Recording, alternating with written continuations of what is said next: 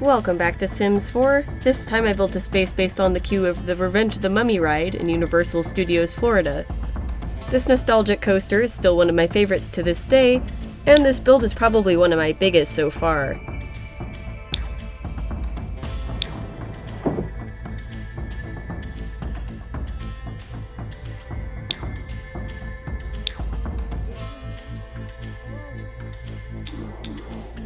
This queue is accurately navigable by Sims and even features references to the assorted traps one may encounter in person.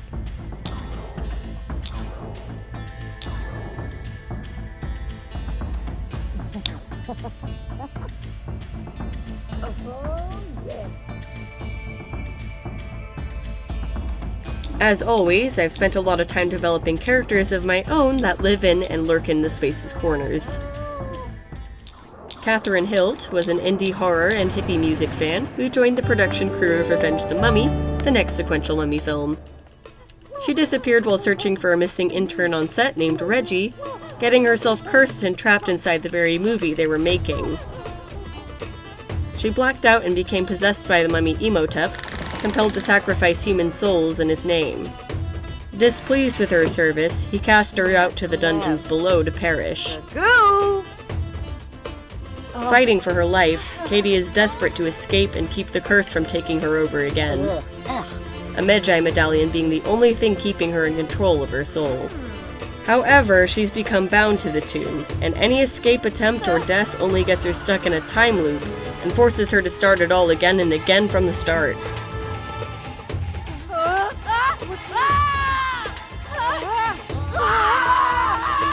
She is neurotic and traumatized, slowly losing her mind. It has been a very long time since anyone remembers seeing her on set, but she remembers everything.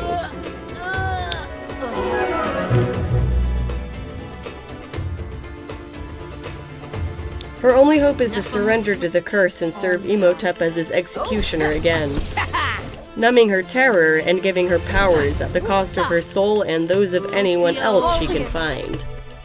She is obsessed with collecting the bones of her victims, which she sometimes leaves as offerings like a really messed up cat.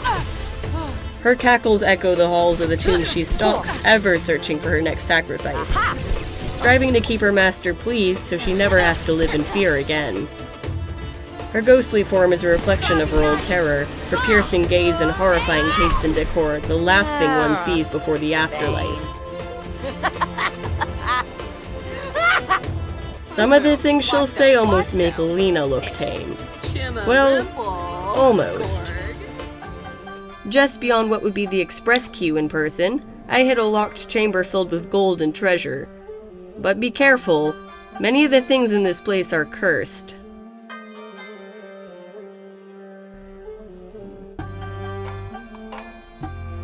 Now, who else might be hiding away in these halls?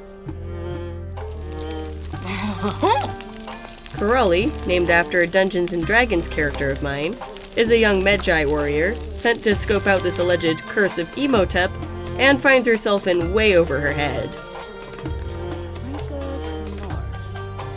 She's keeping low to hide from Katie and Imhotep's other servants as she works her way around the curse to hopefully help everyone escape to the proper place and time.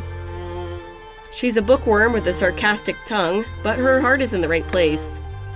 No sooner. She tends to act more confident than she is. The dig site room here is covered with Katie's desperate warnings and attempts to escape, foreshadowing the danger that lies ahead.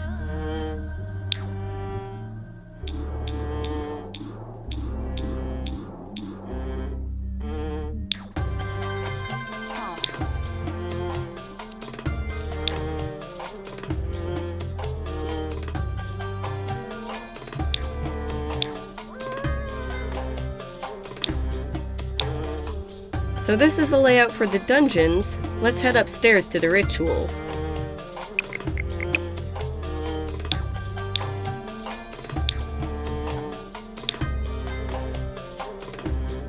This is where one boards the ride in person, chosen as Imhotep's next sacrifice. Souls are marked from the altar ahead as rail cars roll by.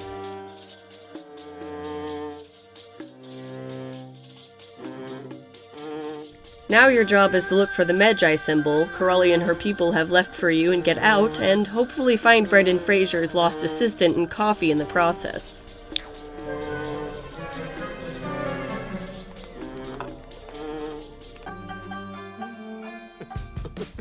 How's life outside the tomb?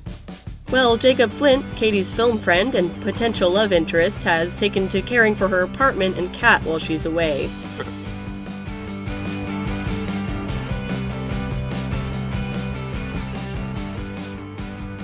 Jake is a Seattle-based actor and music lover, determined to find his missing friend, even if he puts himself right under the curse to do so. He is loyal and kind, if a bit shy, but witty once he opens up, and will constantly make film jokes and references. He always finds his confidence best on stage, and loses track of time in the zone. While exposed to the curse, however, his next role becomes that of a Magi, like Corelli, which means he too will have to work against his cursed friend in order to hopefully save her with the others. He has no idea what he's gotten himself into.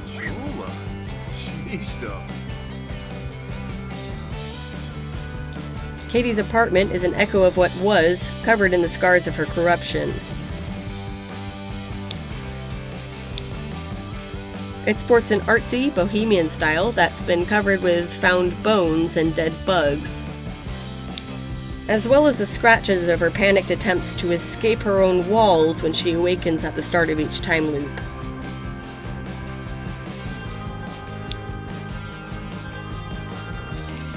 And of course, we can't forget about Ringo, Katie's beloved Egyptian Mao that unfortunately would be terrified of her now. Oh, cardool. Now this is an entire apartment complex I built, meant to house several different Sims. I've only built one additional household so far, so who might be living next door? The Kramers are Ghostbusters who moved in to investigate rumors of a cursed movie set nearby.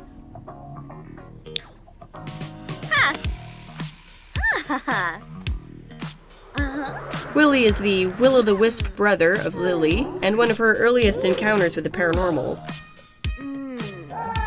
Lily is a calm and focused fan of all things Zen and wellness, who experiments with crystal frequencies for trapping ghosts. Her research involves counseling others regarding paranormal experiences as well. Her apartment is clean and minimalist, apart from her study areas, and she keeps a space for yoga sessions and tarot. There's a notice board on her walls with ghostly reports from around the area.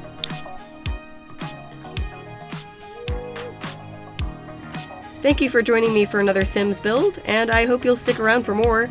I have so many more characters and stories to share based on Universal's parks, so be sure to like and subscribe to keep up with what comes next. It's a whole epic multiverse that I can't wait to share. Goodbye for now!